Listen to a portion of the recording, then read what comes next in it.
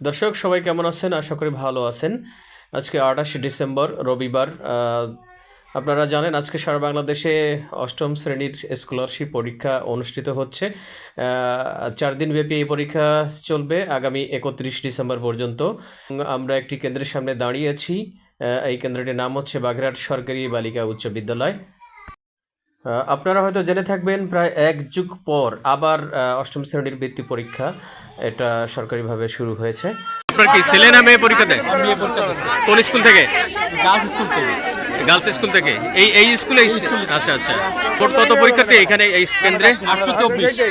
824 জন পরীক্ষা দিচ্ছে বিভিন্ন স্কুল থেকে। সদর উপজেলার সব স্কুল, তাই তো? আমরা এখন দাঁড়িয়ে আছি বাগেরহাট সরকারি বালিকা উচ্চ বিদ্যালয়ের সামনে।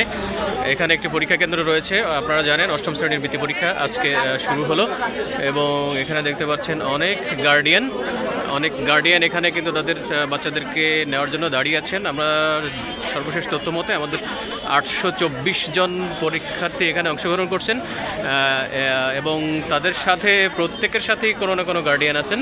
আবার একজন গার্ডিয়ান আমাদের সামনে আছেন। দাদা, আপনার নাম কি? আমার নাম বিপুল কুমার সরকার। আপনার কি ছেলে না মেয়ে পরীক্ষা দিচ্ছেন? কোন স্কুল থেকে? বয়েজ স্কুল থেকে। আরেক ভাই আছেন। ভাই, আপনার নাম? মোহাম্মদ শহীদুল ইসলাম। আমার ছেলে পরীক্ষা দিচ্ছে বয়েজ স্কুল থেকে। দর্শক, আপনাদের জানাতে চাই যেমন উচ্ছ্বাস ছিল পরীক্ষার্থীদের মধ্যে তেমনি একটা উচ্ছ্বাস আমরা লক্ষ্য করছি গার্ডিয়ানদের মধ্যেও। তারা খুব আগ্রহ সহকারে এবং একটা উৎসমুখর পরিবেশে এই পরীক্ষা কেন্দ্রের সামনে তারা এখানে জড়ো হয়েছেন তাদের বাচ্চাকে নিয়ে যাবার জন্য। বাচ্চারা পরীক্ষা দিয়ে বের হবে, তো সেই মুহূর্তে বিশৃঙ্খলা এড়াতে এবং শৃঙ্খলা বজায় রাখতে আমাদের এখানে নিরলসভাবে স্বেচ্ছায় কাজ করে যাচ্ছেন আমাদের আবু বক্কর ভাই। তিনি মূলত এই ক্রাউডটাকে সামলাচ্ছেন। এখানে সরকারি বাহিনীর যে নিরাপত্তা সংস্থার যে কর্মীরা আছেন তারা হাতে গোনা সংখ্যায় অনেক কম, যার কারণে এবং তারা বেশিরভাগই হলের বাইরে ডিউটি করছেন। এখানে আবু বকর নামে একজন আছেন এখানে স্থানীয় বড়। আলহামদুলিল্লাহ, বাগেরহাটের প্রত্যন্ত অঞ্চল থেকে যারা এসছে তাদের প্রত্যেকের প্রতি আমরা ধন্যবাদ জানাচ্ছি, অভিনন্দন জানাচ্ছি। আমরা চাচ্ছি যে এইখানে এমনভাবে শৃঙ্খলাটা হোক যাতে করে প্রত্যেকটা অভিভাবক তার সন্তানকে শনাক্ত করে নিতে পারে। যদি গেটের কাছে সবাই হুমড়ি খেয়ে বসে তাহলে দেখা যাচ্ছে 50 জন অভিভাবক বাচ্চাদেরকে দেখতে পারবে, একটা দুর্ঘটনাও হয়ে যেতে পারে। তাই জন্য আমরা চাচ্ছি যে এটাকে আমরা এই পাশে কেউ নেই, আমরা সম্পূর্ণ একটা সাইডে সবাইকে দাঁড়ানো দেওয়া হয়েছে আজকের মতো। কিন্তু এখনো এখানে কোনো প্রকার বিশৃঙ্খলা না তৈরি হয়, হুড়োহুড়ি কেউ যেন আহত না হয় সেজন্য আমরা মূলত এই প্রচেষ্টা। এখানে অনেক গার্ডিয়ান আছেন, এমন একজন আছেন। প্লিজ আপনার নামটা?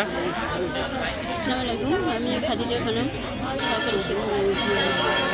আচ্ছা আচ্ছা, আপনাকে ছেলে না মেয়ে পরীক্ষা দিচ্ছে? আমার মেয়ে পরীক্ষা দিচ্ছে। কোন স্কুল থেকে? সরকারি বালিকা এই স্কুলের। আচ্ছা আচ্ছা, মেয়েকে নিয়ে তো পুরো আশাবাদী নাকি? সম্পূর্ণ আশাবাদী, ইনশাআল্লাহ ভালো করবে। ওকে, ইতিমধ্যে গেটটা কিন্তু খোলা হয়েছে, আর মাত্র 2-3 মিনিট বাকি আছে। পরীক্ষার্থীরা বের হয়ে আসছে। অষ্টম শ্রেণীর বৃত্তি পরীক্ষার প্রথম দিন ছিল আজকে এবং আজকে ছিল বাংলা পরীক্ষা, বাংলা প্রথম পত্র এবং দ্বিতীয় পত্রিকা একসাথে। এবং এখানে অনেকটাই শৃঙ্খলা বজায় আছে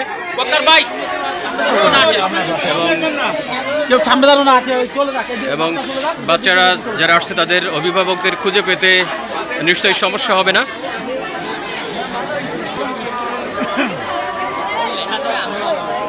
পরীক্ষা কেমন হলো? আলহামদুলিল্লাহ ভালো হয়েছে। কোন স্কুল থেকে পরীক্ষা দিয়েছো? Gandhi school and college. তোমার নাম কি? শামীম হোসেন। Thank you. পরীক্ষা কেমন হলো? কোন স্কুল থেকে পরীক্ষা দিয়েছো? তোমার নাম কি? আজকে কি পরীক্ষা ছিল? কে আসছে তোমার সাথে? প্রশ্ন কি সহজ হয়েছে না কঠিন হয়েছে?